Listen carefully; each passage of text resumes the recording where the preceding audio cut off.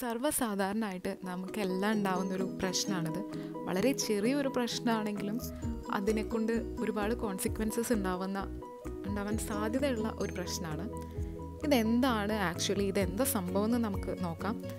ഇതെന്താണെന്ന് വെച്ചാൽ നമ്മുടെ എല്ലാവരുടെയും നെയിലിനെ ചുറ്റും പ്രൊട്ടക്റ്റ് ചെയ്യാനായിട്ട് ആ നെയിൽ ബെഡിൻ്റെ അവിടെ ക്യൂട്ടിക്കിൾസ് ഉണ്ട്. ആ ക്യൂട്ടിക്കിൾസ് കുറച്ച് കാലം കഴിയുമ്പോൾ മൃതമാകും, ആ കോശങ്ങളൊക്കെ ഡെഡാവും.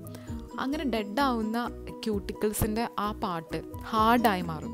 അങ്ങനെ ഹാർഡാവുന്ന ഈ ഡെഡ് ക്യൂട്ടിക്കിൾസാണ് പിന്നീട് ഇതുപോലെ നഖത്തിന് ചുറ്റും അല്ലെങ്കിൽ നെയിൽ ബെഡിന് ചുറ്റുമായിട്ട് ഇങ്ങനെ പോക്ക് ചെയ്ത് ഇങ്ങനെ പുറത്തേക്ക് തള്ളി ഇങ്ങനെ നിൽക്കുന്നത്. ഇതാണ് അതിൻ്റെ ബേസിക് കാരണം. ഇതുകൊണ്ട് എന്തൊക്കെ പ്രശ്നങ്ങളുണ്ടാവുക? ഇത് ചെറിയൊരു കാര്യമല്ലേ, ഇതിങ്ങനെ നിന്നുകൊണ്ട് ഇപ്പോൾ എന്താ എന്ന് നമ്മൾ ചിന്തിക്കുന്നുണ്ടാവും. അതുകൊണ്ട് കുറേ പ്രശ്നങ്ങളുണ്ട്. കാരണം ഇത് ചെറിയൊരു കാര്യമാണെങ്കിലും ഇതുകൊണ്ടുണ്ടാകുന്ന ഇൻകൺവീനിയൻസ്, ഇതുകൊണ്ടുണ്ടാകുന്ന ബുദ്ധിമുട്ടുകൾ വളരെ കൂടുതലാണ്. പ്രത്യേകിച്ചും സ്ത്രീകളൊക്കെ ആണെങ്കിൽ അവർക്ക് മുടി കെട്ടാനായിട്ട് എന്ത് ചെയ്യുമ്പോഴും മുടി ഒന്ന് കൈകൊണ്ട് തൊട്ടാൽ തന്നെ മുടിയിലത് കോറും, എന്നിട്ട് വീണ്ടും വേദനിക്കും. അതുപോലെ ഡ്രസ്സിൽ കൊളത്തിപ്പിടിക്കും. അങ്ങനെ ചെറിയൊരു കാര്യമാണെങ്കിലും നീർക്കോലി കടിച്ചാലും അത്താഴം മുടങ്ങുമെന്ന് പറയുന്ന പോലെ കുഞ്ഞൊരു കാര്യമാണെങ്കിലും ഇത് വെച്ച് നമുക്ക് കുറേ ബുദ്ധിമുട്ടുണ്ടാകും. അതൊക്കെ ഇതിൻ്റെ പ്രശ്നങ്ങളാണ്. ഇതിന് ഹാങ്നെയിൽസ് എന്ന് പറയും കേട്ടോ. ഹാങ്നെയിൽസ് എന്നാണ് ഇതിനെ പൊതുവെ പറയുന്നത്. ഇങ്ങനെ ഹാങ്നെയിൽസ് നമുക്ക് ഉണ്ടാകുമ്പോൾ നമ്മളത് വലിച്ച് പറിക്കാൻ, അല്ലെങ്കിൽ ചില കുട്ടികളൊക്കെ ആണെങ്കിൽ അവർ കടിച്ച് വലിക്കാനൊക്കെ നോക്കാറുണ്ട്. അത് കൂടുതൽ വേഴ്സാക്കേ ചെയ്യുള്ളൂ. അങ്ങനെ ചെയ്യുമ്പോൾ ഇത് മുകളിലേക്ക് കീറിപ്പോയിട്ട് കൂടുതലായിട്ട് മുറിയാനും ബ്ലഡ് വരാനും ഇൻഫെക്ഷൻ ആവാനൊക്കെ സാധ്യതയുണ്ട്.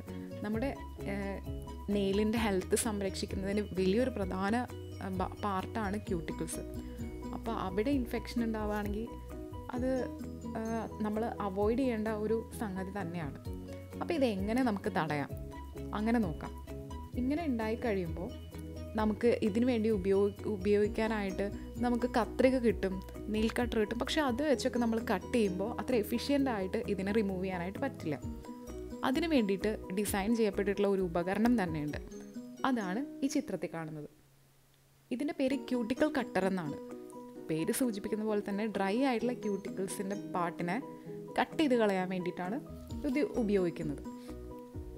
അപ്പോൾ ആ കാര്യം മനസ്സിലായല്ലോ.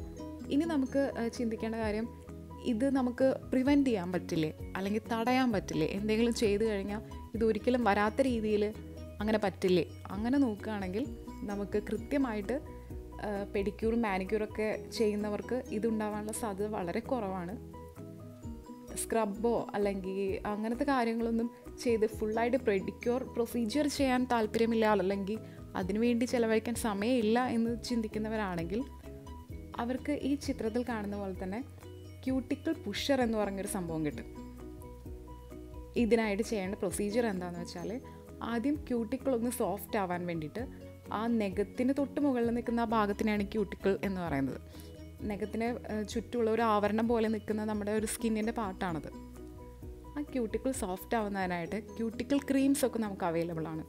അല്ലെങ്കിൽ ഒന്നും കിട്ടിയില്ലെങ്കിൽ അല്പം മോയ്സ്ചറൈസിങ് കണ്ടൻറ്റുള്ള എന്തെങ്കിലും ക്രീമോ ഓയിലോ അങ്ങനെ എന്തെങ്കിലും വളരെ ലൈറ്റായിട്ടുള്ള എന്തെങ്കിലും അപ്ലൈ ചെയ്താൽ മതി. അങ്ങനെ നമ്മൾ ഒരു 5 മിനിറ്റ് വിട്ടേക്കുക. അങ്ങനെ ക്യൂട്ടിക്കിൾ സോഫ്റ്റ് ആവട്ടെ.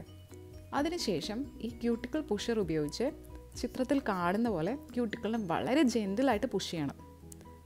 വളരെ ജെൻറ്റിലായിട്ടത് എടുത്തു പറയാണ്. കാരണം അമർത്തി ചെയ്യുകയോ ഭയങ്കര ശക്തിയായിട്ട് ബലം പ്രയോഗിച്ച് ചെയ്യുകയൊക്കെ ചെയ്തു കഴിഞ്ഞാൽ നമ്മുടെ ക്യൂട്ടിക്കിളിന് ഡാമേജ് ഉണ്ടാവും. വെളുക്കാൻ തേച്ച് പാണ്ടായ പോലെ ഇപ്പോൾ. ഇങ്ങനെ വളരെ ജെൻറ്റിലായിട്ട് പുഷ് ചെയ്തതിന് ശേഷം നമുക്ക് ക്യൂട്ടിക്കൽ കട്ടർ ഉപയോഗിച്ച് പുറത്ത് ബാക്കി നിൽക്കുന്ന, പുറത്തേക്ക് ഇങ്ങനെ നമ്മളിങ്ങനെ പുഷ് ചെയ്യുമ്പോൾ ഡെഡായിട്ടുള്ള പാർട്ടിക്കിൾസ്, ഡെഡായിട്ടുള്ള ക്യൂട്ടിക്കലിൻ്റെ പാർട്സ് കട്ട് ചെയ്യാൻ പാകത്തിന് വന്ന് നിൽക്കും. ആ പാർട്ടെല്ലാം നമുക്ക് വളരെ സൂക്ഷ്മതയോടെ കട്ട് ചെയ്ത് നീക്കാം. ഇങ്ങനെ റെഗുലറായിട്ട് ചെയ്യുന്നവർക്ക് ഇത് വരാനുള്ള സാധ്യത വളരെ കുറവാണ്. ഇങ്ങനെ നമുക്ക് പ്രിവെൻറ്റ് ചെയ്യാൻ പറ്റും. ഇനി നമുക്ക് ഇതെങ്ങനെ ചെയ്യാമെന്ന് മനസ്സിലായി, എങ്ങനെ ഇതിനെ തടയാമെന്നും മനസ്സിലായി. ഇനി ആകെ കൂടിയുള്ള ഒരു പ്രശ്നം എന്ന് വെച്ചാൽ, ഇത് എവിടെ കിട്ടും, ഇത് എല്ലായിടത്തും കിട്ടുന്നൊരു കാര്യമാണെന്നുള്ളതാണ്.